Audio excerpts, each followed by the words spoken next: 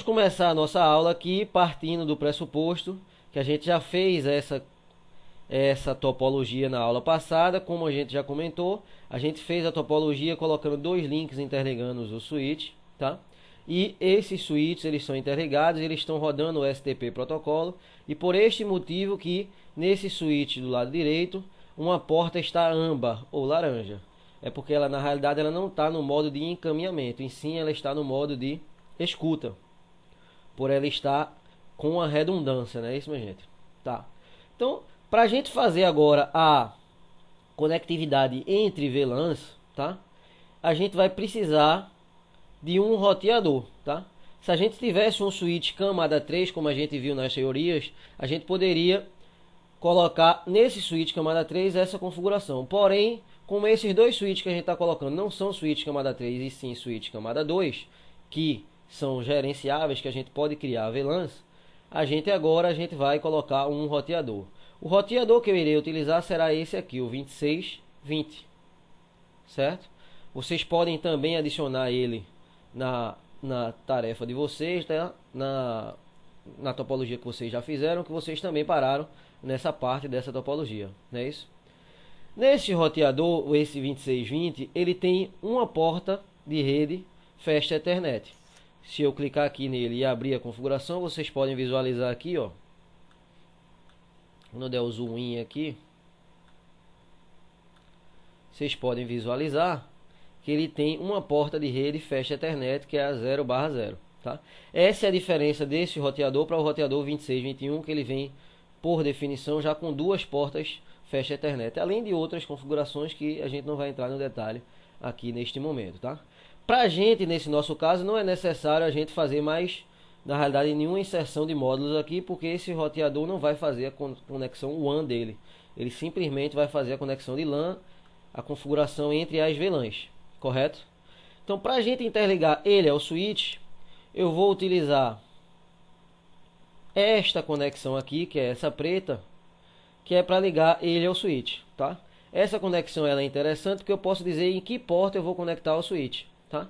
Então vejam que eu vou conectar ele na porta Gigabit Ethernet 1/1, tá?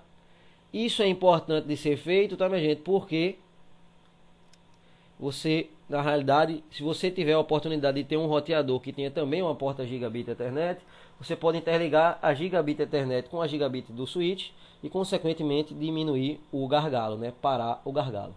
Eu vou dar um tempo aqui agora para que vocês possam fazer isso na configuração de vocês, tá? Bem, continuando então a nossa aula, certo?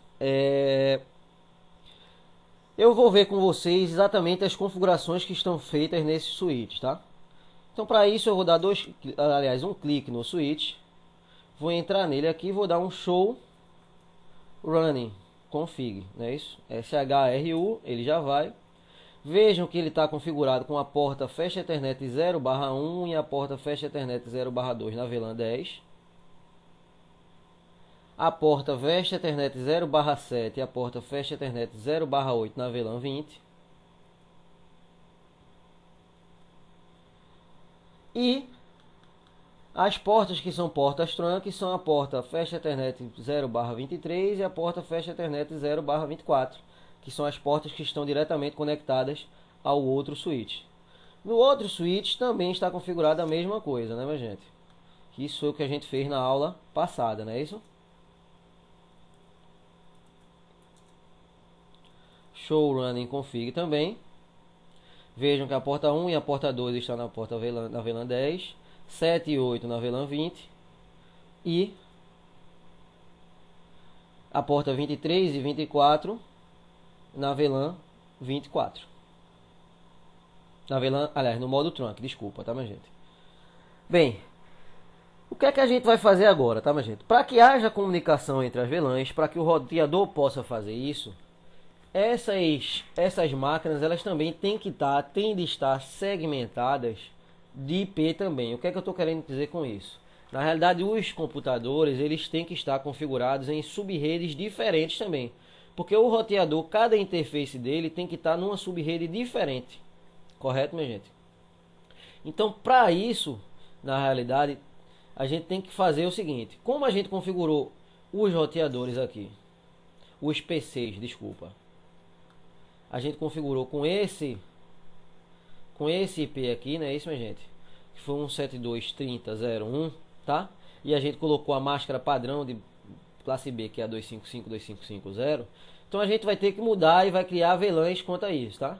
Então eu vou fazer o seguinte, eu vou, na realidade, acrescentar uma máscara, que é a máscara /24, que é uma máscara padrão de classe C, para que a gente possa criar VLAN, na realidade criar sub-redes nessa rede, e vai continuar usando o IP 172.30, tá? E também vou adicionar o gateway a todos os PCs, sendo sempre o último da sub-rede que ela está enquadrada, tá? Então nesse caso, o último IP dessa sub-rede é o 30.0254. Eu vou fazer isso para todos os PCs, tá, minha gente?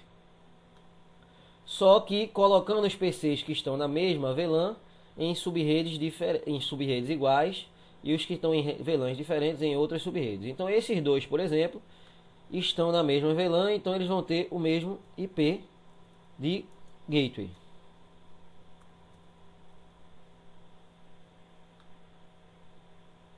Certo? Já esses dois aqui, que são o PC2 e o PC3, eu vou colocá-los em outra VLAN. Então eu estou segmentando essa rede. Então a partir de agora ele vai ser o IP 1, tá? 172.30.1.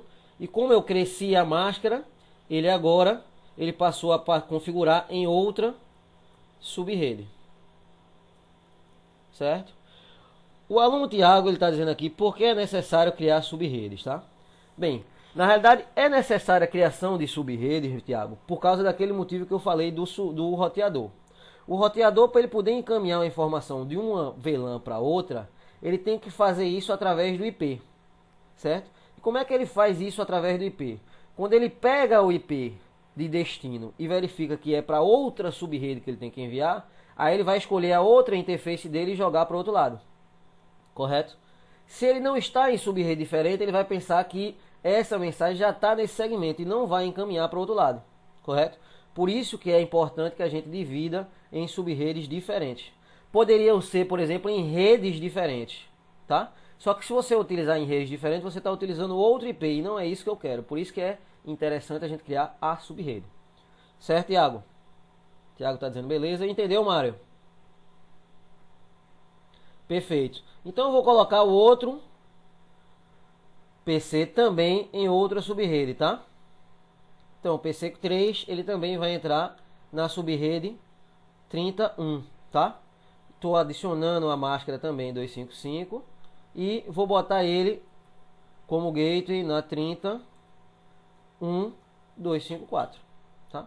Vejam que os IPs do gateway também modificam, porque tem que ser um gateway que está na mesma sub-rede do PC, certo? Bem, verifiquem que agora, ó, todos os PCs agora estão em sub-redes diferentes com os seus respectivos gateways. Esse PC aqui está com 30.01 e o gateway 30.0254. Esse aqui está o 30.1.4 e 30.1.254, tá? Então o que é que a gente vai fazer aqui agora? A gente vai fazer com que o roteador